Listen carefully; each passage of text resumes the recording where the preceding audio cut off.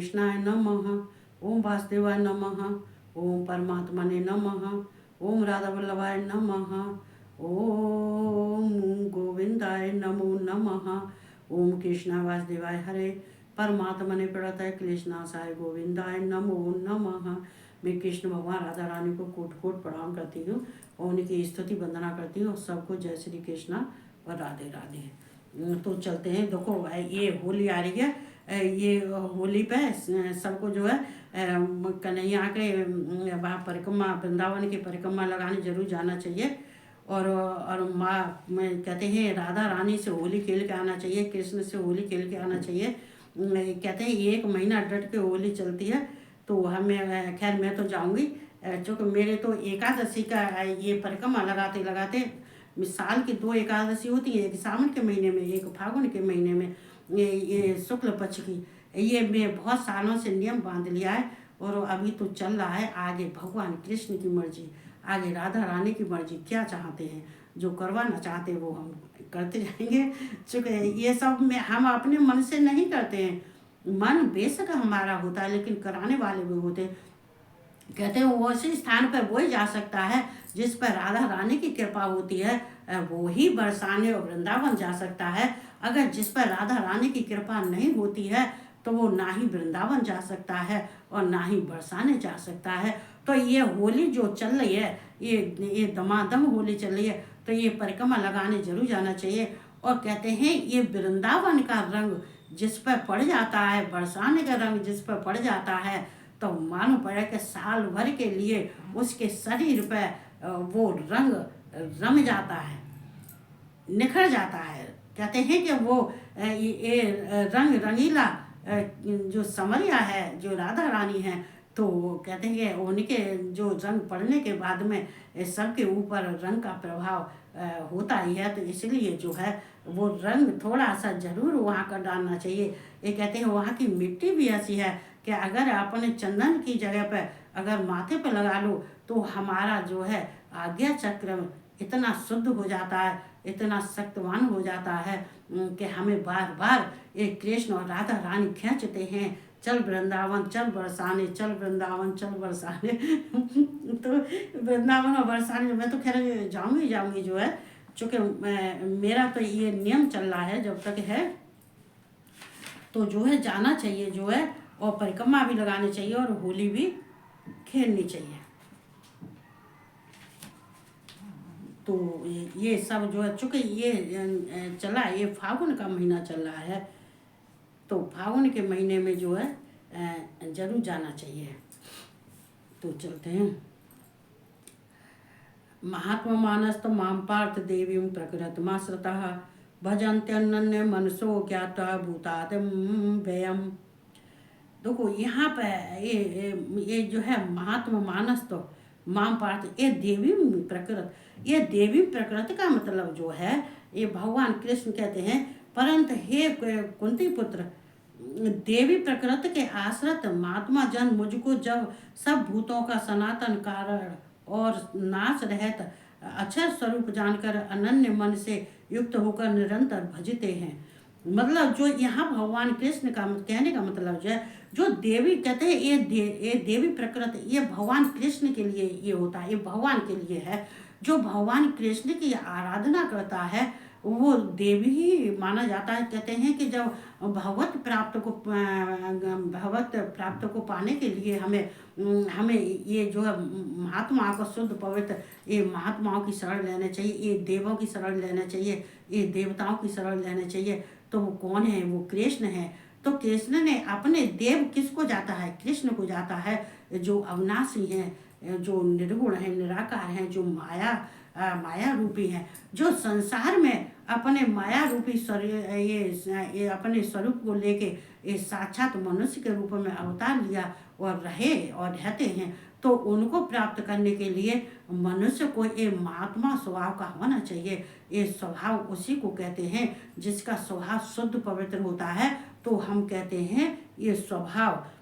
तो ये जो आश्रित ये देवी प्रकृति के, ये देवी प्रकृति का होती है। ये जो भगवान कृष्ण हैं, कृष्ण के साथ में प्रकृति होती है, ये देवी प्रकृति को कहते हैं। ये भगवान कृष्ण और ये प्रकृति को जो है कहते हैं कि जहाँ कृष्ण होते हैं वहाँ प्रकृति होती है। जो कुछ भी होता है वो प्रकृति के आधार पर होता है। करने वाले तो कृष्ण होते हैं, उनके अनुशासन से सब होता है, उनकी आज्ञा से सब होता है, लेकिन प्रकृति उनके साथ रहती है। और प्रकृति के साथ में रहने के बाद में भी अगर तुम कृष्ण का जो ध्यान करते हो, चित्त से मन से ध्यान करते हो, केवल कृष्ण को ही देखते हो और किसी को नहीं देखते हो, तो ये महात्मा जन मुझको सब भूतों का सनातन, ये जो वो ऐसे कौन होते हैं, ऐसे शुद्ध आत्मा वाले कौन होते हैं, उनको महात्मा कहते हैं। और ऐसे महात्मा जो ऐसे शुद्ध वचन वाले जो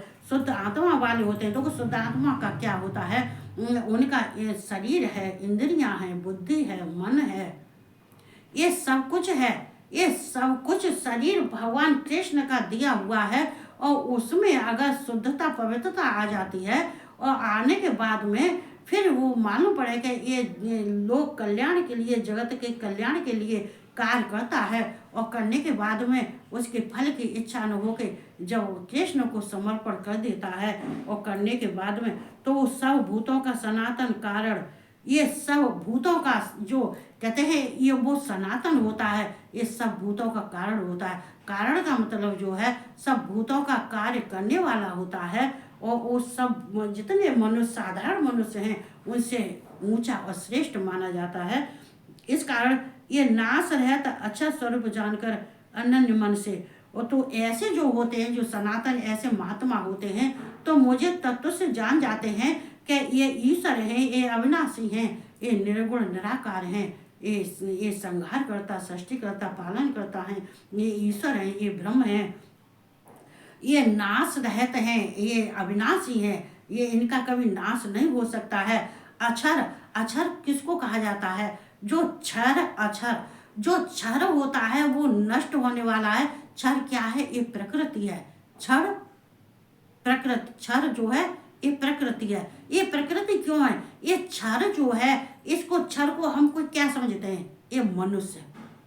क्षर कौन होता है, मनुष्य। अक्षर कौन होता है, जो हमारे अंदर बैठा है, जो हमारे अंदर जो आत्मा और कहते हैं आत्मा और परमात्मा, जो आत्मा के अंदर जो बैठा हुआ है, वो परमात्मा जो है उसको अक्षर कहते हैं।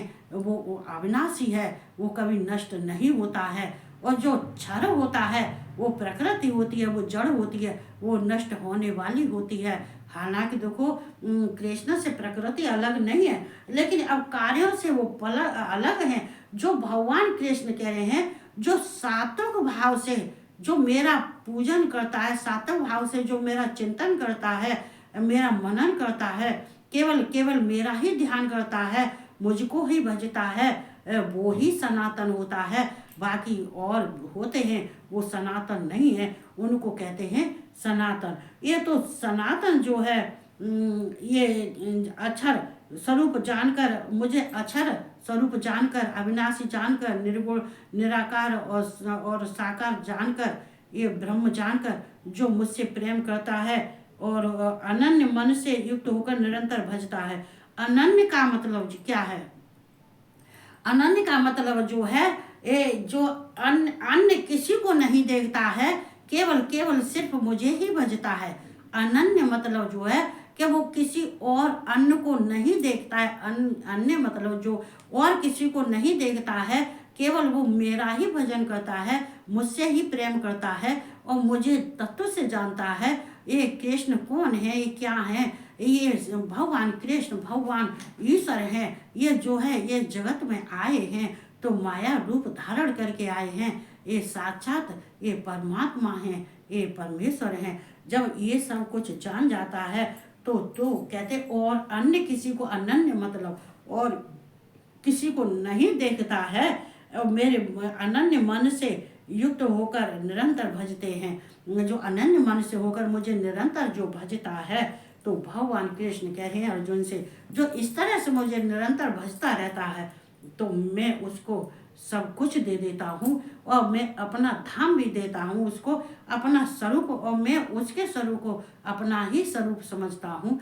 क्योंकि भगवान में लीन होने के लिए हमें क्या करना चाहिए? भगवान में लीन हम तब होते हैं जब हम भगवान जैसे स्वरूप के हो जाते हैं। स्वरूप का मतलब ये नहीं है कि कृष्ण की आंखें वैसी तुम्हारी हो जाए, कृष्ण के जो, लेकिन नहीं, कृष्ण के भाव, जो कृष्ण के भाव हैं, जो कृष्ण के अंदर ऐश्वर्य है, या कृष्ण के अंदर जो जो गुण हैं, वो अगर हमारे अंदर वो ही समाहित हो जाते हैं, अगर वैसे ही हम हो जाते हैं, तो हम कृष्णमय हो जाते हैं।